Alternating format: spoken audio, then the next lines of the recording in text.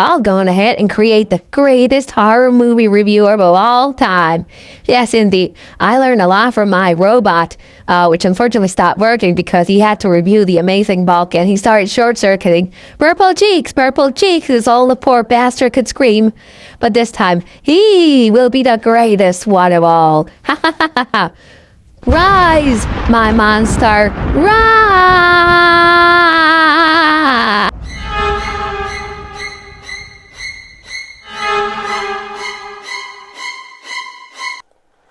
Greetings and salutations. It is I, Professor Frank Cabro, and I am here to regale you with a movie review that, well, it's been delayed for a bit. Yes, indeed. It's about a movie that I saw a while ago, but I have not been able to actually sit down and make a proper review until now. Yes, indeed. Anyway, what movie am I talking about? Well, it's the newest movie by the always awesome Guillermo del Toro. Yes, indeed. If you are not aware, Guillermo del Toro is one of my favorite directors. He also hails from the grand old country of Mexico, and he's been working in movies since Mimic, Kronos, Blade 2, the two Hellboy movies, Pan's Labyrinth, I'm sorry. He did Pinocchio before this one.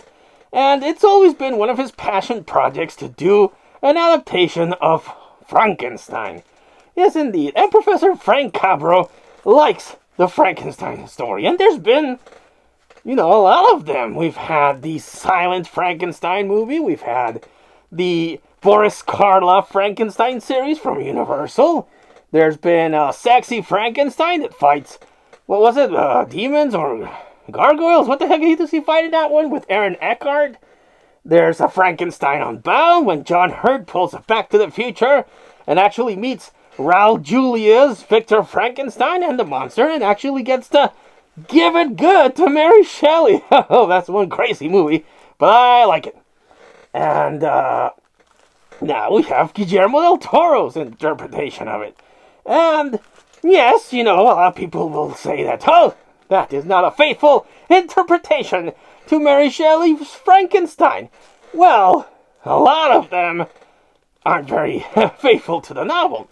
There's a lot of things that people have to avoid to not get sued by Universal. You see, so there's only so much you can actually adapt faithfully to a book and still surprise people. And this one, I think, adapts it very well. It does deviate. It does have some changes here and there that are not, faithful to the book, but who cares? It's an interpretation. It's an adaptation, so it does have a little bit more of freedom to go its different route. The basic gist of it is still there. We have a young Victor Frankenstein, and he is the son of a famous surgeon, who in this movie is played by that guy from Game of Thrones that was also in the much maligned Dracula Untold, which was supposed to be the starting point for the Universal reboot, but then that got scrapped, and then it was The Mummy, and then that got scrapped. It's a whole thing. Yes, indeed. So he's a strict, evil kind of guy, and Victor's more of a sentimental kind of person that has this really interesting relationship with his mama, which I didn't know was also portrayed by Mia Goth. The makeup makes her look really different, yes indeed. But her mom dies during childbirth, and he's like, I will not allow death to happen again. And he grows up into Oscar Isaacs, and he's like, I am still not going to let death happen again. And he's a little bit of a rebel for his time, because the medical community's like, heresy, blasphemy, demon. And of course he doesn't give a shit. He meets Christoph Waltz, who is like, I believe in your project. I will give you mucho dinero and body parts to continue your experiment. And he re-encounters himself with his brother and his fiancée, Mia Goth.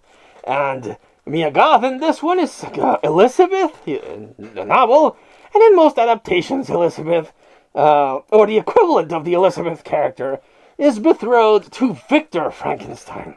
Yes, indeed. But in this one, that role goes to the brother. Yes, yes, yes. But Victor is reminded of his mother through her, because she's very learned and very outspoken and very strong and very intelligent and so on and so on. And he is attracted to her because he has mommy issues, apparently. Yes, indeed. And again, it makes sense knowing that Mia Goth played both characters, because that's how, get that weird attraction thing going. Yes, indeed. So he goes ahead and builds his monster. And I gotta say, I like the look of the monster.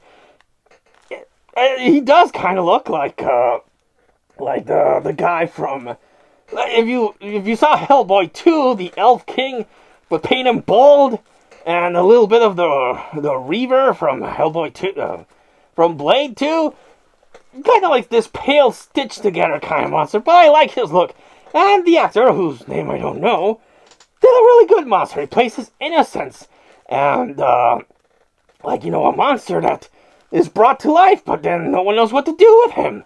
And there is one scene that I do question, and it's when Mia Goth actually meets the monster, because before this, she is, again, very learned, very smart.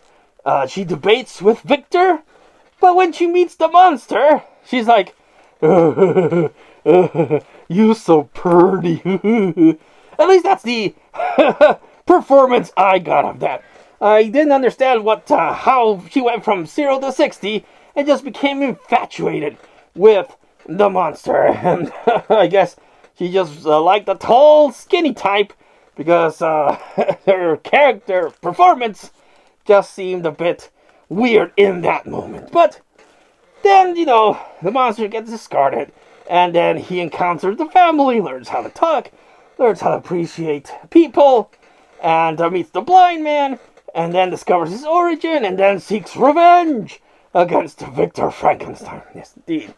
And then we also have the part with the North Pole and the ship and the captain, and how both Victor and the monster relate their story. But I like it. Visually, it's beautiful. It's what you would expect with a movie from Guillermo del Toro. People don't like Crimson Peak, but I like it, and I also like the visuals, the use of red. And this one also has a lot of usage of red, with the red angel that appears to Victor, and his red gloves, and the costumes that Mia Goth uses. Oh my god, they are beautiful. I love them. And then Victor's laboratory is filled with knickknacks and paddywhacks and give a dog a bones. And it's really cool. I really, visually, this is a feast for the eyes. I wish I would have been able to see this in the theater, but unfortunately, I didn't get a chance. It's been a rough couple of weeks for your old pal, Professor Frank Cabro. But I finally got to see it, and I loved it, and I will sing the praises. As soon as I finished watching this movie, I saw the anatomy lesson. That's also on Netflix. It's a 45-minute little bonus feature. Then I went to YouTube, and I saw a bunch of interviews and stuff, because I wanted to soak up all the information from this movie, and I love it. I will definitely watch it again. And if it ever comes out in physical media, you can bet your ass I'm gonna get it. Yes, indeed, because it's beautiful, and it's a work of art in filmmaking. Yes, indeed. Have you seen Frankenstein? Did you like it? Did you hate it? Let us know in the comments down below. But until I see you all again next time, this has been Professor Frank Cabro, thanking you and wishing you all, like always, a good evening.